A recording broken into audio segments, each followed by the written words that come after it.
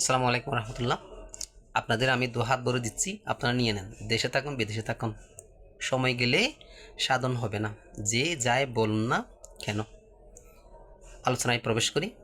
এই রমজানে হাদিস শরীফের রমজানের যে হাদিস আছে, দুটি বিষয়ে বেশি বেশি বেশি পরতে পরতে এই হাদিসের কিছু পরপর, কিছু সময় পরপর, কিছু প্যারা পরপর এই দুটি বিষয় কি? লা ইলাহা ইল্লাল্লাহ বেশি বেশি বেশি বেশি পড়া এবং আস্তাগফিরুল্লাহ আস্তাগফিরুল্লাহ বেশি বেশি রমজানের সময় পড়া।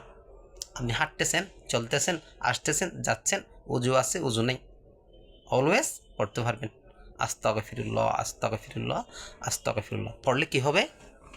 আপনার বরকত তো হবেই, অজানা জায়গা থেকে আপনার জন্যে আল্লাহ রিজিক তো পাঠিয়ে দেবেনই, আপনার সমস্ত অভাব দূর করে দেবেন। এবং সমুদ্রের পানি পরিমাণ যদি গুনাহ হয় আপনার, আল্লাহ সুবহানাহু ওয়া তাআলা মাফ করে দেবেন।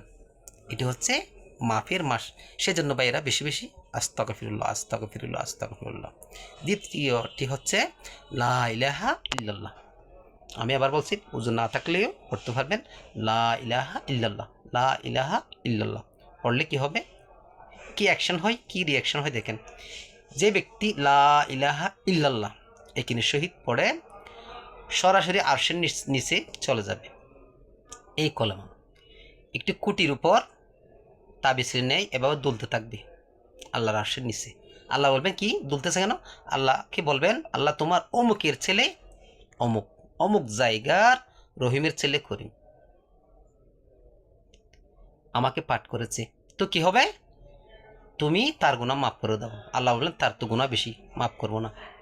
তখন ওই কলেমা বলে, যতক্ষণ না তুমি মাফ করবে ততক্ষণ পর্যন্ত তোমার আরশের নিচে আমি হরতাল করব, স্ট্রাইক করব। কীরকম স্ট্রাইক? আমি দুলতে থাকবো, কোনো কথা নাই, শুধু আমি দুলতে থাকবো। আল্লাহ এক সময় বলবেন, যা, আমি মাফ করে দিলাম। এই জিনিস হচ্ছে জাদুর কাঠি, হচ্ছে এই কলেমা লা ইলাহা ইল্লাল্লাহ। যে ব্যক্তি 20 বার 100 বার প্রত্যেক দিন অথবা তার বেশি পড়বে, কোনো আল্লাহ সুবহানাহু ওয়া তাআলা কলেমা না পড়িয়ে তার মৃত্যু দেবেন না।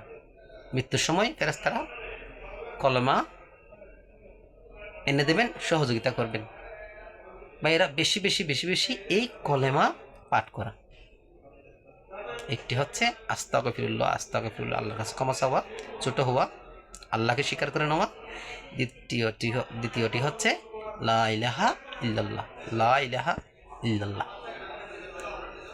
আসুন, যে সময়টুকু রমজানের বাকি আছে, আমরা বেশি বেশি এই দুটি বিষয় আমল করার চেষ্টা করি। নিজের পরিবার পরিজন, মা বাবা, ভাই বোন, প্রত্যেকের কাছে এই বিষয়টুকু পৌঁছে দিই। তারা যদি আপনার কথার মাধ্যমে পাঠ করে, আমল করে, আপনি সওয়াবের বাগী হবেন। আলহামদুলিল্লাহ, আল্লাহ আমাদের প্রত্যেককে এই দুটি বিষয়ে রমজানের যে কটি দিন বাকি আছে আমল করার তৌফিক এনায়েত করুন। আমিন। আসসালামু আলাইকুম রহমতুল্লাহ।